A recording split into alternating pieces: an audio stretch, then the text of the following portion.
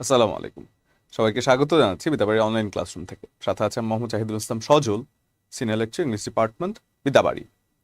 আজকে বিদ্যাবাড়ি আপনারা জানেন যে সম্প্রতি ইউনিয়ন সমাজ সেবা অধিদপ্তরে ইউনিয়ন সমাজকর্মী পদে একটি চাকরির বিজ্ঞপ্তি প্রকাশিত হয়েছে, যেখানে দেখা যাচ্ছে যে এটি আসলে বেশ চাকরি প্রত্যাশী যারা আছে, 11 থেকে 20তম গ্রেডের চাকরি প্রত্যাশী যারা আছে তাদের উদ্দেশ্যে খুব ভালো একটি সম্ভাবনার দুয়ার কিন্তু খুলে দিয়েছে।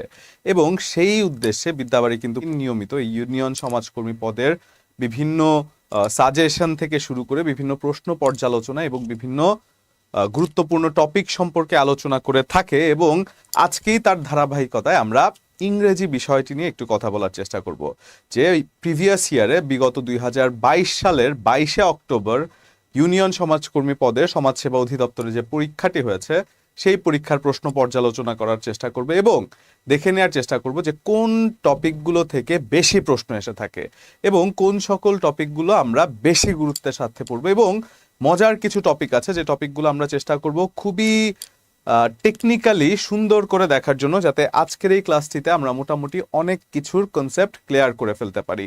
এবং বলে রাখা ভালো যে বিদ্যাবাড়ি কিন্তু এই ইউনিয়ন সমাজকর্মী পদের যারা অ্যাপ্লিকেন্ট আছেন তাদের জন্য কিন্তু স্পেশাল কোর্স অফার করেছে, যেই কোর্সটির কিন্তু ক্লাস আজকেও একটি ক্লাস আছে আমার, ঠিক আজকে 3টা থেকে 4টা পর্যন্ত আপনাদের ক্লাসটি শেষ করার পরে আমরা কিন্তু 4টা থেকে আরও একটি ক্লাস শুরু করব, সেটি হচ্ছে ইউনিয়ন সমাজকর্মী, সেটি জুম লাইভ ক্লাস হবে। তো সেজন্য যারা এই পোস্টে আগ্রহী বা যারা এই চাকরিটির জন্য আগ্রহী তারা কিন্তু বিদ্যাবাড়ির সাথে যোগাযোগ অবশ্যই করতে পারেন। এবং সেক্ষেত্রে আজকে যেহেতু লাইভে চলে আসলাম, কে কোত্থেকে জয়েন করছেন সেটি একটু আচ্ছা সেটি একটু আমাকে জানানোর চেষ্টা করবেন। এবং সবাই কেমন আছেন, কোত্থেকে কে জয়েন করছেন, এবং বিদ্যাবাড়ির যে আয়োজনগুলো আছে সেই আয়োজনগুলোর সাথে থাকতে পেরে আপনাদের কেমন লাগছে, এবং বিদ্যাবাড়ির যে নিয়মিত লাইভ আয়োজনগুলো সেই আয়োজনগুলো আপনাদেরকে কতটুকু উপকৃত করছে লিখে আমাদেরকে জানাতে পারেন। সেক্ষেত্রে আমরাও আপনাদের এই কমেন্টগুলো থেকে হয়তো অনুপ্রাণিত হয়ে আরো ভালো কিছু করার চেষ্টা করতে পারি। তাহলে আচ্ছা, আপনাদের সাথে আছে আমি মোহাম্মদ জাহিদুল ইসলাম সজল, কাস্টমস কর্মকর্তা বা এআরও হিসেবে সুপারিশপ্রাপ্ত 41তম বিসিএস থেকে, এবং ট্যাক্স ইন্সপেক্টর বা কর পরিদর্শক হিসেবে সুপারিশপ্রাপ্ত 43তম বিসিএস থেকে। তাহলে আমরা আজকে চলে যাই বেশ কিছু গুরুত্বপূর্ণ প্রশ্নের পর্যালোচনায়, যেখানে প্রথম প্রশ্ন, তাহলে এটার অ্যান্সার অনেকেই করছেন, which one of the following is singular, নিচের কোনটি সিঙ্গুলার, কোনটি সিঙ্গুলার নাম্বার আছে, একটু অ্যান্সার করে ফেলেন তো দেখি কে কি অ্যান্সার করেন। ট্রাউজার্স, জিন্স, গ্লাসেস, অ্যাথলেটিক্স, কোনটি সিঙ্গুলারে আছে? তাহলে আমরা যখন দেখছি যে আচ্ছা ইউটিউব থেকে আছেন ঝিলিক আছেন, ইউটিউব থেকে বরগুনা থেকে ঝিলিক আছেন, very good, good to see you. তারপর শাকিরুল ইসলাম আছেন বগুড়া থেকে। অ্যান্সারটা করে ফেলেন যে এটার অ্যান্সারটা কি হয়ে যায়। সেক্ষেত্রে অনেকেই অ্যান্সার করছেন হচ্ছে কি ডি, হুইচ ইজ অ্যাথলেটিক্স। এবং সিঙ্গুলার প্লুরাল নাম্বার থেকে কিন্তু প্রায় সময় দেখা যায় পরীক্ষায় প্রশ্ন এসে থাকে। সেক্ষেত্রে যখন বলা হচ্ছে which one of the following is singular, তাহলে সিঙ্গুলার কোনটি আছে নিচের বাকি একটি ছাড়া বাকি সবগুলো প্লুরাল।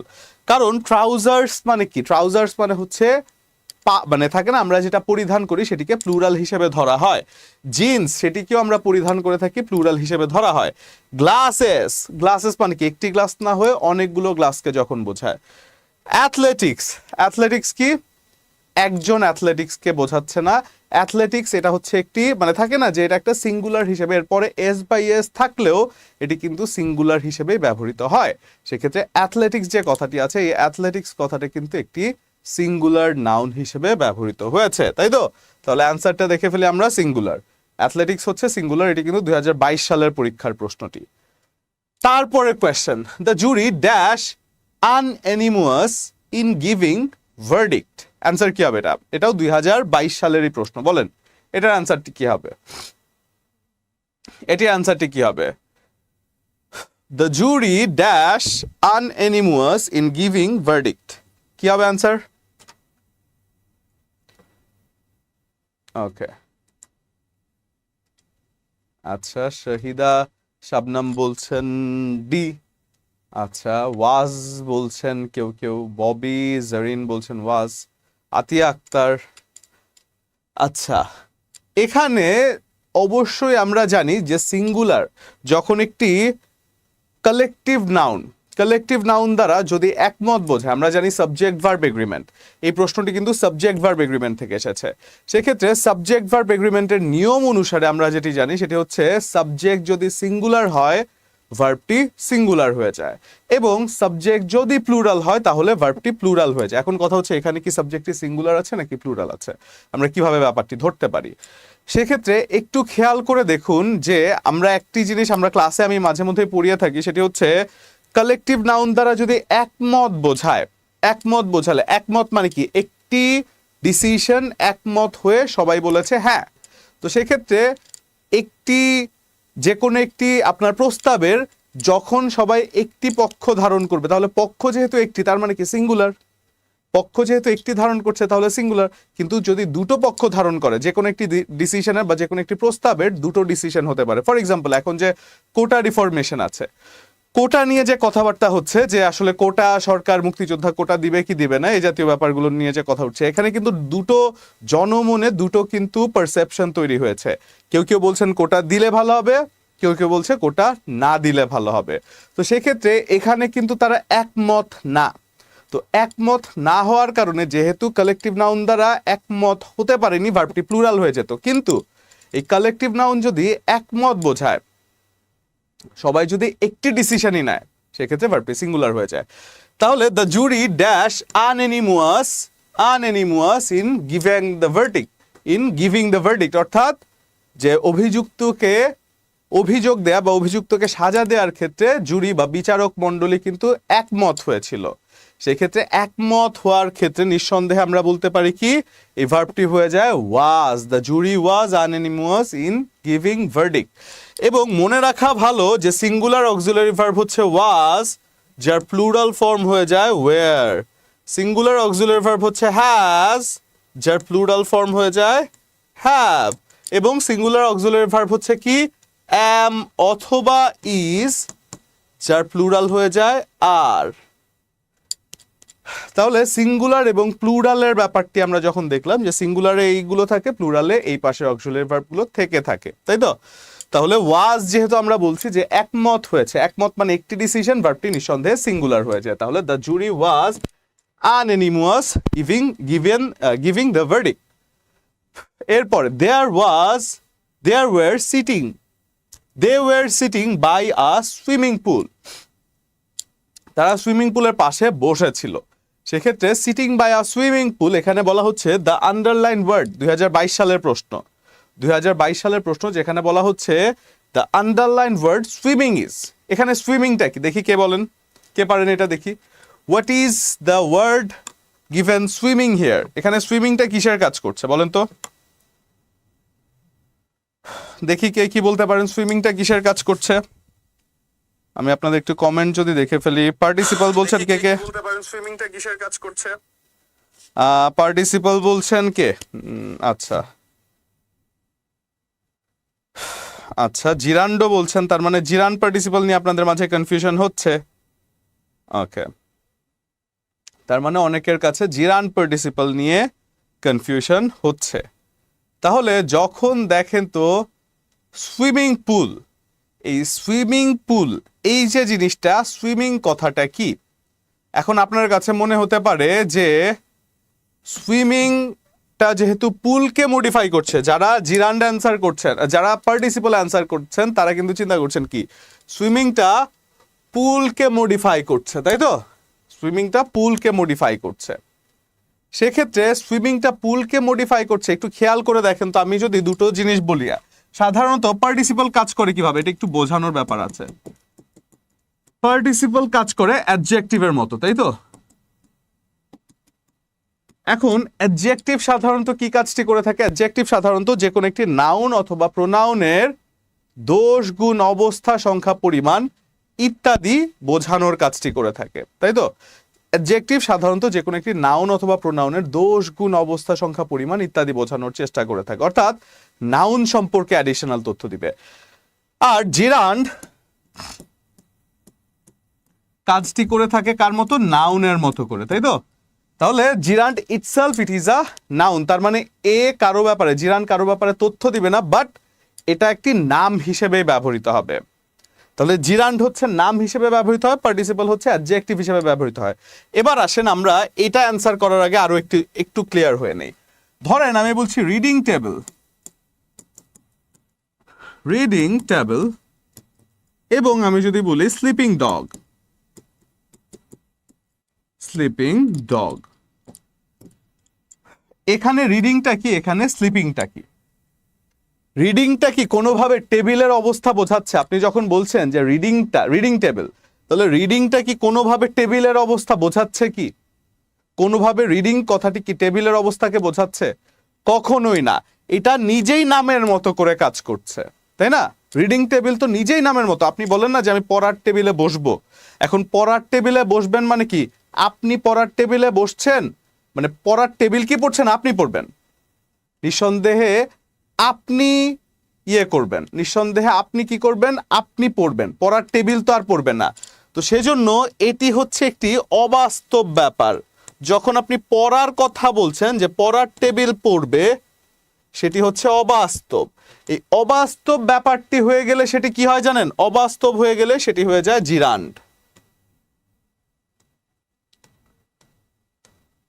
যখন আপনি দেখছেন যে টেবিল তো আর পড়তে পারে না, তো টেবিল যখন পড়তে পারে না তাহলে এটি অবাস্তব, এবং অবাস্তব হয়ে গেলে সেটি জিরান্ড। বাট যখন আপনি বলছেন স্লিপিং ডগ, এখন দেখেন তো স্লিপিং কথাটা কি ডগের ব্যাপারে তথ্য দিচ্ছে না? স্লিপিং এটি তো বাস্তব একটি কথা। তো সেক্ষেত্রে স্লিপিং কথাটি যেহেতু ডগের ব্যাপারেই তথ্য দিচ্ছে, সেক্ষেত্রে স্লিপিং কথাটি কিন্তু ডগকেই মডিফাই করছে এবং অ্যাডজেক্টিভের মতো করে কাজ করছে। তাহলে বাকি রইল এই স্লিপিং ডগ। এখন ডগ তো নিশ্চয়ই ঘুমাতে পারে, তাহলে ডগ নিশ্চয়ই মানে স্লিপিং কথাটি ডগের অবস্থাকে বোঝাচ্ছে। সেই ক্ষেত্রে এটি যেহেতু সম্ভব, এই সম্ভবটাকে বা বাস্তব, এই বাস্তবকে বোঝাতে আপনি ব্যবহৃত করতে পারেন কি জানেন? পার্টিসিপল। পার্টিসিপল।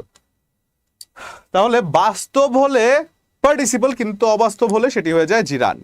এবার এটির আনসার করেন তো। সুইমিং পুল, সুইমিং পুল মানে পুলটি কি সাঁতার কাটছে? পুলটি কি সাঁতার কাটছে?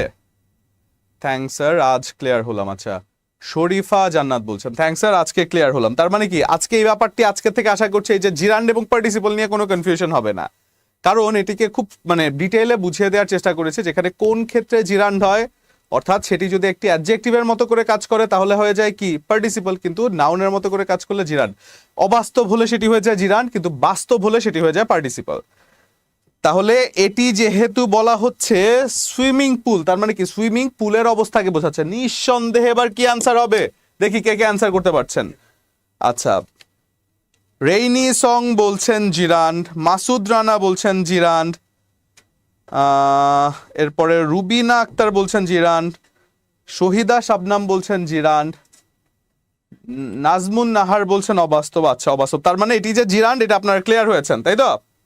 তাহলে এটি হয়ে যাচ্ছে একটি জিরান, নিঃসন্দেহে এটি হয়ে যাচ্ছে একটি জিরান, কারণ সুইমিংটা একটি পুলের অবস্থা না, বরং এটা itself it is a noun.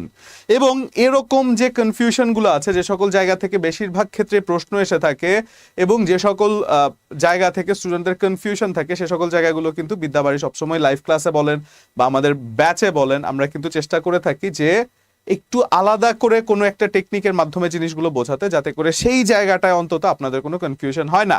অর্থাৎ সবাই যেখানে ভুল করে সেখানে যদি আপনি ভুল না করেন, সেখানেই কিন্তু আপনি কম্পিটিশনে এগিয়ে থাকলেন।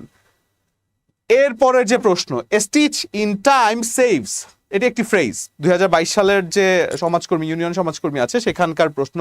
স্টিচ ইন টাইম সেভস 9, এটি একটি প্রবাদ বা এটি একটি ফ্রেজ।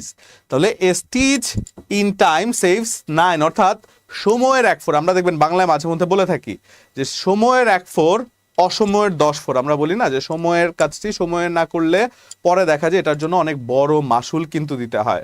অর্থাৎ যে কোনো একটি কাজ, আপনি ধরেন স্টিচ মানে হচ্ছে সেলাই, সুই সুতো দিয়ে সেলাই করা। এখন আপনি যদি সময়ে যখন সেটা সেলাই করার প্রয়োজন ছিল তখন সেলাই না করে পরে সেলাই করেন, তখন দেখবেন কি জানেন যে আরো অনেকটুকু জায়গা কিন্তু ছিঁড়ে গিয়েছে। অর্থাৎ সময়ে যদি সেলাইটা করতেন তাহলে কিন্তু খুব বড় ছেঁড়াটা যেত না। তো সেই জন্য আপনাদের এখান থেকে যদি রূপক অর্থে আমি কথাটা নেই, সেটা হচ্ছে আপনাদের এখন যে সময়টি আছে, এখন হচ্ছে আপনাদের গোল্ডেন টাইম বা golden period of your career. তো তো এই গোল্ডেন পিরিয়ডে আপনি যদি কষ্ট করেন বা গোল্ডেন পিরিয়ডে যদি নিজেকে সর্বোচ্চ সাফল্যর জন্য প্রস্তুত করার চেষ্টা করেন, সেক্ষেত্রে অবশ্যই অবশ্যই আপনি সময়ের কাজটি সময়ে করেছেন, নয়তো অসময়ে করলে কিন্তু সেই জিনিসটি হবে না, অর্থাৎ সময় গেলে সাধন হবে না, একটি গানই কিন্তু আছে। তাহলে এটি হয়ে যাচ্ছে স্টিচ ইন টাইম সেভস 9। এরপরে which one of the following is plural, নিচের কোনটি প্লুরাল? নিচের কোনটি প্লুরাল? নিচের কোনটি প্লুরাল এটা কে বলবেন? আচ্ছা, এটি কোনটি বলবেন? এটা কে বলবেন? নিচের কোনটি প্লুরাল? আচ্ছা, আপনারা এই যে ইউনিয়ন সমাজকর্মী বিদ্যাবাড়ি যে ইউনিয়ন সমাজকর্মী কর্তৃক যে মানে ইউনিয়ন সমাজকর্মীর উপলক্ষে বা ইউনিয়ন সমাজকর্মী পরীক্ষা উপলক্ষে বিদ্যাবাড়ি যে নতুন ব্যাচ আনছে, সেটি কিন্তু আপনারা আপনার বন্ধু বান্ধবদেরকে জানিয়ে রাখতে পারেন। এবং এছাড়াও আপনারা ভিডিওগুলো শেয়ার করে আপনাদের যারা সুবিধাবঞ্চিত ফ্রেন্ডরা আছে, যারা হয়তো বা প্রত্যন্ত অঞ্চলে আছে, যারা হয়তো বা ডিরেক্টলি পেইড ব্যাচে আমাদের ক্লাস করতে পারছে না, সেক্ষেত্রে তাদেরকে আপনি শেয়ার করে দিতে পারেন। ভিডিওটি অবশ্যই শেয়ার করে রাখতে পারেন এবং সেক্ষেত্রে আপনার টাইমলাইনেও থেকে গেল, পরবর্তীতে আপনি জাস্ট এগুলো স্ক্রোল করলেই হয়তো আপনি ক্লাসটি পেয়ে যাচ্ছেন, নয়তো এই ক্লাসগুলো হয়তো বা হারিয়ে যাবে। এখানে কিন্তু অনেক কনফিউজিং কিছু প্রশ্ন নিয়ে আমরা অ্যানালাইসিস করছি। তাহলে বলা হচ্ছে which one of the following is plural. প্লুরালটি বলছেন হচ্ছে নিউজ, একজন বললেন। নিউজটা কে বললেন? যে নিউজ বললেন তাকে একটি ধমক আমি দিব। নিউজ বললেন রহিমা ইসলাম, রহিমা ইসলামকে একটি ধমক। টিএস মারুফ, টিএস মারুফকে আরো একটি ধমক। সুমনা খানম, সুমনা খানম বলছে নিউজ, নিউজ। অনু বলছে নিউজ। যারা নিউজ বলছেন তাদেরকে আমি একাধিকবার ধমক ধমক ধমক ধমক ধমক দিলাম আপনাদেরকে, কারণ এটা নিউজ না। নিউজ তো itself it is a name. নিউজের পরের যে এসটি আছে সেটি কিন্তু আলাদা করে কোনো প্লুরালের এস না। এই নিউজের ফুল অ্যাব্রিভিয়েশন অনেকেই জানেন না, আসেন একটু জেনে নিই। এই নিউজের এন হচ্ছে নর্থ, ই হচ্ছে ইস্ট, ডব্লিউ হচ্ছে ওয়েস্ট এবং এস হচ্ছে সাউথ।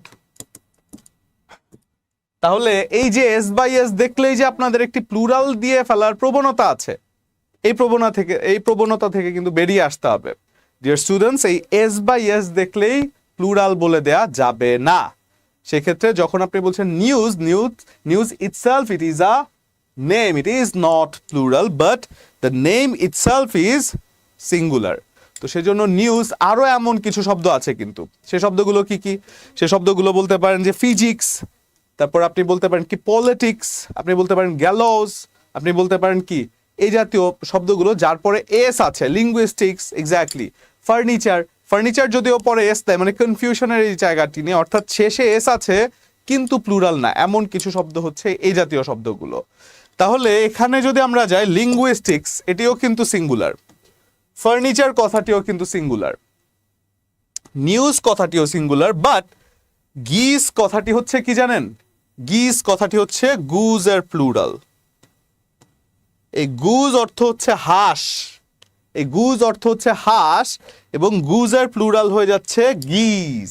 সেক্ষেত্রে হুইচ ওয়ান ইজ প্লুরাল? সেক্ষেত্রে অবশ্যই অ্যান্সারটি হয়ে যাচ্ছে কি গিজ, তাই তো? গিজ। আচ্ছা স্যার, নিউজের ইলাবোরেশন ফার্স্ট টাইম জানলাম, thank you so much sir. আচ্ছা, বলছেন কে? লতা বলছেন, মোস্ট ওয়েলকাম ডিয়ার। আশা করছি এটা মনে রাখতে পারবেন। এরকম কিছু ট্রিকি জায়গা আছে যে জায়গাগুলো ইনফরমেশন কিন্তু আমাদেরকে, আমরা যদি এই সকল জায়গার ইনফরমেশনে এনরিচ হতে পারি তাহলে কিন্তু আমরা অন্যদের থেকে একটু ডিফারেন্ট হতেই পারবো। ফর এক্সাম্পল, ভাইবা বোর্ডে আমাকে জিজ্ঞাসা করাই হতে পারে যে নিউজের মানে কি, তাই না? নিউজের মানে কি? আরো একটি ইয়ে আছে, আরো একটি অ্যাব্রিভিয়েশন আমরা বলতে পারি যে পুলিশ। আমরা যে পুলিশ বলে থাকি না, পুলিশের ফুল অ্যাব্রিভিয়েশন জানেন? আমরা যদি বলি পুলিশ, পিতে পোলাইট, ওতে অবিডিয়েন্ট, এলে লয়াল, আইতে ইন্টেলিজেন্ট, সিতে কারেজিয়াস এবং ইতে ইফিশিয়েন্ট। সেক্ষেত্রে এই জাতীয় যে কথাগুলো আছে, আমি আবার বলছি, লিখে ফেলবেন, শেয়ার দিয়ে রাখবেন, পরবর্তীতে লিখে ফেলবেন জিনিসগুলো। পিতে পোলাইট, ওতে অবিডিয়েন্ট, এলে লয়াল, আইতে ইন্টেলিজেন্ট, সিতে কারেজিয়াস বা সাহসী, ইতে ইফিশিয়েন্ট, হুইচ মিনস পুলিশ। ঠিক আছে? তাহলে এটা হয়ে গেল কি গিজ, which is in plural form. তারপরে যদি আমরা যাই, he got his house dash last month, কি হবে এটার অ্যান্সার বলেন? He got his house dash last month, এটার অ্যান্সার কি হবে? আহ, সাথে আছি বনলতা সেনের, নাটোর থেকে। দোয়া করবেন স্যার তাড়াতাড়ি একটা চাকরি হয়। অবশ্যই দোয়া রইল ফুটবল লাভার আলামিন। বনলতা সেনকে আপনি তাড়াতাড়ি একটি চাকরি পান এবং বনলতা সেনকেও পান, সেটির দোয়া রইল আপনার জন্য। ঠিক আছে, বনলতা সেনকে পান। চাকরি পেলেই তো বনলতা সেনকে পাবেন। আবার যদি আগে থেকে পেয়ে যান তাহলে আপনার জন্য শুভকামনা। সেক্ষেত্রে আপনার জন্য বিস্তর শুভকামনা রইল সকল লাইফে। ঠিক আছে স্যার, পুলিশরা কি জানে? এটা তো আমি জানি না যে পুলিশরা জানে কিনা। আপনি এক কাজ করতে পারেন, রাস্তাঘাটে পুলিশদেরকে জিজ্ঞাসা করতে পারেন যে স্যার বলেন তো পুলিশের ফুল অ্যাব্রিভিয়েশনটা কি, পুলিশের ফুল অ্যাব্রিভিয়েশনটা কি। এটা এটা একটু জিজ্ঞাসা করবেন পুলিশদেরকে, তাহলে বুঝতে পারবেন যে জানে কিনা। আচ্ছা, ডান। এটা কি বলছেন? পেইন্টেড। অনেকেই বলছেন পেইন্টেড। Very good. এটা হচ্ছে কি কোজেটিভ ভার্ব। এই কোজেটিভ ভার্ব যখন কোন একটি সেন্টেন্সে থাকে, কোজেটিভ ভার্ব কোন একটি সেন্টেন্সে থাকার মানেই তারপরে যদি সাবজেক্ট থাকে তাহলে ভার্বের এক ফর্ম, তারপর যদি ব্যক্তিবাচক সাবজেক্ট থাকে তাহলে ভার্বের এক ফর্ম, বস্তুবাচক সাবজেক্ট থাকলে ভার্বের আরেক ফর্ম। যেখানে গট বা গেট কথাটি একটি বস্তু, মানে এরপরে সাবজেক্ট থাকলে একরকম কাজ হয়, এরপরে বস্তুবাচক মানে ব্যক্তিবাচক সাবজেক্ট থাকলে একরকম, এরপরে বস্তুবাচক সাবজেক্ট থাকলে আরেক রকম কিন্তু কাজ হয়। ঠিক আছে, কিভাবে হয় সেটা আসেন একটু দেখি। এটাকে খুব মজা করে শেখার চেষ্টা করব, খুবই খুবই খুবই মজার করে শেখার চেষ্টা করব। আসেন, যখন আপনি কোন একটি সেন্টেন্সের সাবজেক্ট দেখছেন, তারপরে দেখছেন কি গেট, এই গেট থেকেই কিন্তু গট হয়েছে, গেট থেকেই টেন্সের বিবর্তনে গট হয়েছে। তাহলে যখন সাবজেক্ট প্লাস গেট, এরপরে যদি আপনি ব্যক্তিবাচক অবজেক্ট পান, ব্যক্তিবাচক অবজেক্ট পান, এরপরে হয়ে যায় ইনফিনিটিভ। ইনফিনিটিভ অর্থাৎ টু প্লাস ভার্বের বেস ফর্ম বা V1, তাই তো? অর্থাৎ গেটের পরে ব্যক্তিবাচক সাবজেক্ট পেলে এরপরে ইনফিনিটিভ অর্থাৎ টু প্লাস ভার্বের বেস ফর্ম। সেক্ষেত্রে যখন আপনি একটি সেন্টেন্স দেখছেন, যখন আপনি একটি সেন্টেন্স দেখছেন যে ধরেন আপনি বলছেন I get Rahim to do the sum, I get Rahim to do the sum. সেক্ষেত্রে ইনফিনিটিভ হয়ে যায় গেটের পরে ব্যক্তিবাচক। এই যে রহিম একটি ব্যক্তিবাচক অবজেক্ট না, ব্যক্তিবাচক অবজেক্ট থাকলে এরপরে ইনফিনিটিভ হয়ে যায়। এখন এইটাকে সহজে যদি মনে রাখতে চাই, খেয়াল করে দেখেন, আজকের পর থেকে এই পজিটিভ ভার্ব নিয়ে আর কোনো কনফিউশন হবে না ইনশাআল্লাহ। সেক্ষেত্রে একটু খেয়াল করে দেখেন, গেট কথাটির অর্থ কি? গেট কথাটির অর্থ হচ্ছে কি? পাওয়া। গেট কথাটির অর্থ হচ্ছে পাওয়া। এখন আপনি গেটের পরে যখন একটা ব্যক্তিবাচক অবজেক্ট দেখছেন, what does that mean? That means you are getting a person. আপনি একজন মানুষকে পাচ্ছেন, আপনি একজনকে মানুষকে পাওয়ার কথা চিন্তা করছেন বা একজন মানুষকে পাচ্ছেন। তো সেক্ষেত্রে আপনি যখন একজন মানুষকে পাবেন বা কোনো একটি মানুষকে পেতে চাইবেন, যাকে জাতীয় সঙ্গীতের দ্বিতীয় লাইন হয়তো বা বলে দিয়েছেন বা বলবেন ভাবছেন, তো সেই মানুষটিকে যদি আপনি পেতে চান, আমরা সাধারণত বলি না যে তোমাকেই চাই সারা জীবন, জনম জনম, ইনফিনিটি মানে অনন্তকাল। সেক্ষেত্রে গেটের পরে যদি ব্যক্তিবাচক অবজেক্ট থাকে, তাহলে গেট মানে হচ্ছে পাওয়া, ব্যক্তিবাচক অবজেক্ট মানে হচ্ছে ব্যক্তিকে পাওয়া। তাহলে গেটের পরে ব্যক্তিবাচক অবজেক্ট থাকলে এরপরে ইনফিনিটি বা অনন্তকাল, সারা জীবনের জন্য চাইবেন একজন ব্যক্তিকে, যে সে যেন আপনার সঙ্গী হয়ে সারা জীবন থাকে, আপনি সেই ব্যক্তিটিকে পেতে চাইবেন। তাহলে I get Rahim to do the sum, ব্যক্তিকে সারা জীবনের জন্য মানে চাইবেন আপনি। কিন্তু সেম ক্ষেত্রে সাবজেক্টের পরে যদি আমি দেখি গেট আছে কিন্তু এরপরে আছে বস্তুবাচক অবজেক্ট, বস্তুবাচক অবজেক্ট, তাহলে ভার্বের পাস্ট পার্টিসিপল ফর্ম হয়ে যায়। অর্থাৎ সাবজেক্টের পর, আচ্ছা অনেকে মনে হয় এই এক্সাম্পলে মজা পেয়েছেন। স্যার আজও কাউরে পেলাম না। আচ্ছা সমস্যা নেই, পেয়ে যাবেন, দোয়া করছি পেয়ে যান। আগে চাকরি পান, তারপরে সবকিছু পাবেন। ঠিক আছে, সবকিছু একটা সিকোয়েন্স থাকা ভালো। অনেকের মনে হয় এক্সাম্পলটা মজার লেগেছে, তাই তো? আচ্ছা স্যার, আমিও তাকে নিয়ে পাথরে ফুল ফোটাতে চেয়েছিলাম। সমস্যা নেই, পাথরে ফুল ফুটিয়ে ফেলবেন, বাট এর আগে তো আপনার নিজের কি বলে যে সার হয়ে উঠতে হবে, তাই না? সার হয়ে উঠতে হবে। তো সেই সার হন, পুতুরে কি বলে পাথরেও ফুল ফুটে যাবে, সমস্যা হবে না। তাহলে গেটের পরে যখন বস্তুবাচক অবজেক্ট আছে, এইবার আবার আসে গেট অর্থ কি? পাওয়া, তাই না? গেট অর্থ হচ্ছে পাওয়া। এখন পাওয়া বলে আপনি যখন বস্তু পাওয়ার কথা বলছেন, আপনি যখন পাওয়া বলে বস্তুকে পাওয়ার কথা বলছেন, তার মানে কি যে কোনো একটি বস্তুকে আপনি যখন পেতে চাইবেন আপনি কি বলবেন যে আমাকে পরিপাটি ফর্মে নিয়ে আসো বা পরিপাটি একটি বস্তু দাও, তাই না? ধরেন V3 মানে কি ভার্বের পাস্ট পার্টিসিপল ফর্ম, তাই তো? এখানে পাস্ট পার্টিসিপলকে আমি যদি বলি পরিপাটি, পরিপাটি যদি আমি বলি, তাহলে সাবজেক্টের পরে যদি বস্তুবাচক অবজেক্ট থাকে, গেট আছে, গেটের পরে বস্তু, এখন বস্তুকে পেতে চাইলে আপনি কি কখনো আধো মাধো বস্তু চাইবেন? আপনি বলবেন যে ভালোটা নিয়ে আসো, সেরাটা নিয়ে আসো। অনেক সময় তো রাস্তার ঘাটে কি বলে যে ইয়ে করে আসেন, কি বলে যে অনেক সময় রাস্তাঘাটে আপনারা কি বলে, রাস্তাঘাটে না, যখন শপিং এ যান, যখন শপিং এ যান সেক্ষেত্রে শপিং এ গিয়ে আপনারা কি করেন, অনেক সময় যে এই ড্রেসটি ট্রায়াল দিয়েছেন সেই ড্রেসটিকে আমাকে বলে থাকেন কি যে এই ড্রেসটিকে চেঞ্জ করে দিয়ে দাও, মানে আমাকে একটি ফ্রেশ ড্রেস দাও। আপনি কিন্তু অথচ ট্রায়াল দিয়েছেন আপনি নিজে, তার মানে ট্রায়াল দেওয়ার পরে আপনি গিয়ে যখন বলছেন ফ্রেশ মানে পরিপাটি চাই, তাহলে বস্তু সাবজেক্টের পরে যদি গেট থাকে, তারপরে যদি বস্তুবাচক অবজেক্ট থাকে, তাহলে এরপরে ভার্বের পাস্ট পার্টিসিপল ফর্ম বা ভার্বের থার্ড ফর্ম মানে V3 বসে থাকে। সেক্ষেত্রে এবার দেখেন তো, গেট থেকে যখন গট হয়েছে, গটের পরে হিজ হাউস, তাহলে হিজ হাউস মানে কি, হিজ হাউস মানে কি, হিজ হাউস মানে হচ্ছে বস্তুবাচক অবজেক্ট। হিজ হাউস কি একটি বস্তু না, তার বাড়ি।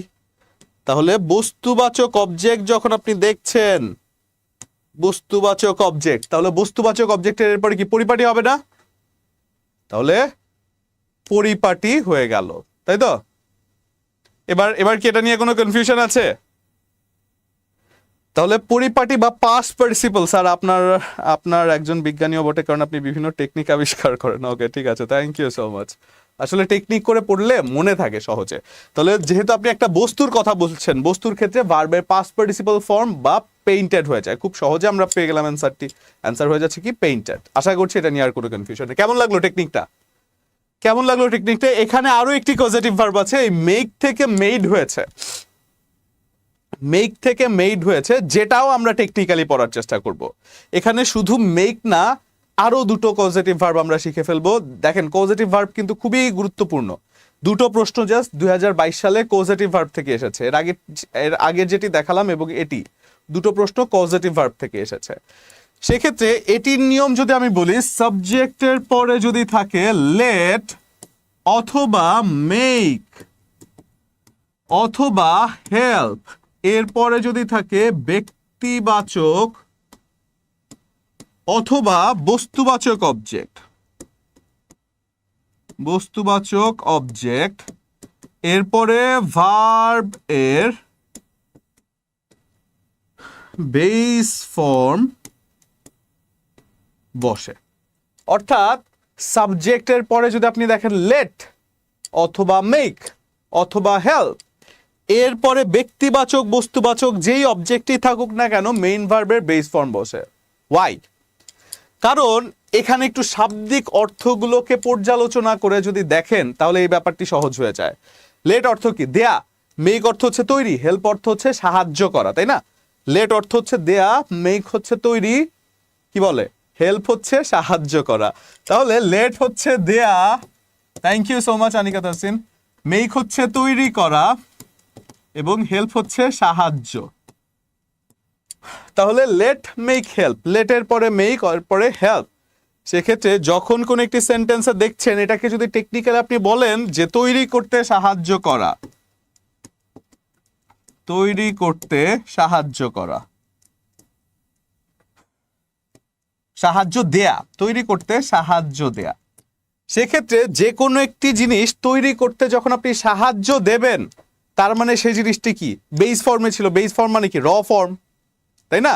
সেক্ষেত্রে বেস ফর্ম বা র ফর্ম যার কোনো পরিবর্তন হয়নি, যেটি একেবারে যেই ফর্মে জন্মেছিল সেই ফর্মে আছে, যার কোনো পরিবর্তন সাধিত হয়নি। সেক্ষেত্রে যখন সাবজেক্টের পরে লেট অথবা মেক অথবা হেল্প দেখছেন, অর্থাৎ তৈরি করতে সাহায্য করা, এই তিনটির একটি দেখছেন, এরপরে দুনিয়ার যাই থাকুক না কেন, ব্যক্তিবাচক অবজেক্ট আর বস্তুবাচক অবজেক্ট, এরপরে মেইন ভার্বের বেস ফর্ম, মেইন ভার্বের বেস ফর্ম বা যেটি আসলে যেই ফর্মটির কোনো পরিবর্তন হয়নি, যেটি আসলে সৃষ্টি থেকে এমন ছিল, সেই ফর্মটি বসে। সেক্ষেত্রে এবার বলেন তো মেইন ভার্বের বেস ফর্ম এখানে কোনটি আছে? এবার অ্যান্সার আপনারা করবেন, আমি বুঝিয়ে দিলাম। এবার অ্যান্সার আপনারা করতে হবে, এবার অ্যান্সার আপনারা করতে হবে। ওকে, আচ্ছা, ভেরি গুড।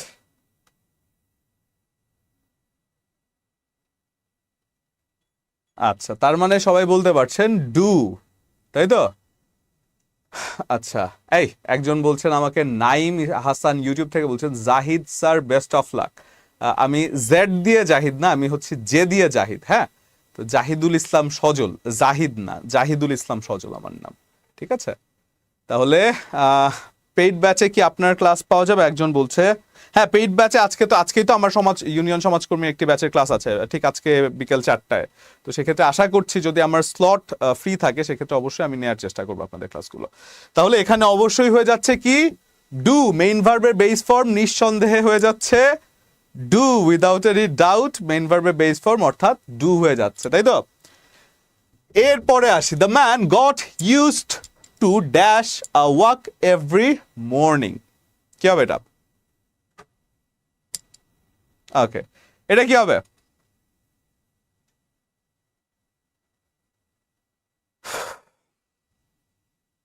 তাহলে যখন বলা হচ্ছে বেস ফর্ম, আচ্ছা সেটা তো আমাদের গেল, এবার এটা বলেন তো এটার অ্যান্সার কি হবে?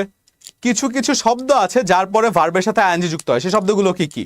সেই শব্দগুলো যদি আমরা বলি, mind can not help, could not help,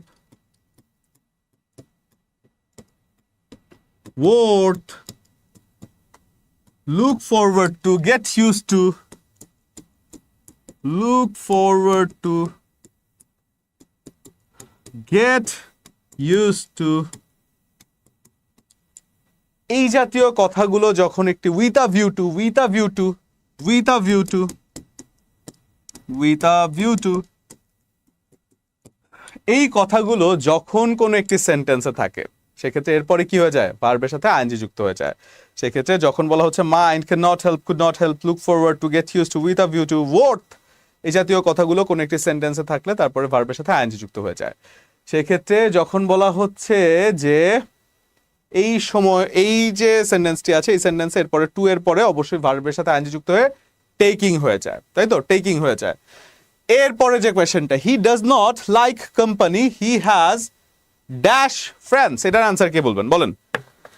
he does not like company, he has dash friends, অর্থাৎ সে খুব একটা মানুষের ভিড় বা বন্ধু বান্ধব পছন্দ করে না, তার খুব কম সময় রয়েছে বা কম বন্ধু রয়েছে, তাই তো?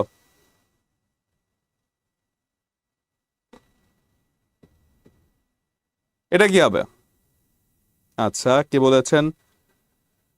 তানজিল সরকার বলেছেন ফিউ, কৃষ্ণা বিশ্বাস মিষ্টি বলেছেন এ ফিউ, জান্নাতারা বলেছেন ফিউ, স্বপ্ন আলো বলেছেন ফিউ, এসেদোলা বলেছেন ফিউ, আয়াত ইসলাম বলেছেন ফিউ, সিনথিয়া ইসলাম লতা বলেছেন ফিউ, নাজমিন সুলতানা বলেছেন এ, আচ্ছা এ, রুবিনা আক্তার বলেছেন you, Raisul Islam few, TS Maruf, এই টিএস মারুফ ওনার নাম শুনে আমি টিএস এলিয়ট চিন্তা করেছিলাম, টিএস এলিয়টের নামটি আমার মনে পড়ে গেল। রাইসুল হাসান আবার বলছেন ফিউ, আবার তার মানে সবার ফিউ এবং এ ফিউ নিয়ে কনফিউশন, তাই তো? ফিউ এবং এ ফিউ, যেখানে ফিউ অর্থ হচ্ছে, যেখানে ফিউ কথাটি অর্থ হচ্ছে একেবারেই নেই, ফিউ কথাটি অর্থ হচ্ছে একেবারেই নেই, একেবারেই নেই। এবং এ ফিউ যদি আমি বলি, এ ফিউ সেটি হচ্ছে সামান্য পরিমাণ, সামান্য পরিমাণ। তাহলে যখন, আচ্ছা আমি আগের প্রশ্ন মনে হয় চলে গিয়েছি, আগের প্রশ্নতে চলে গিয়েছি, সেক্ষেত্রে ফিউ মানে হচ্ছে একেবারেই নেই, এ ফিউ মানে হচ্ছে সামান্য পরিমাণে আছে। এখন দেখেন তো, যে ভদ্রলোক কোম্পানি একেবারে পছন্দই করে না, তার সামান্য পরিমাণে না একেবারেই বন্ধুত্ব না থাকা উচিত, কারণ আসলে বন্ধুত্ব বা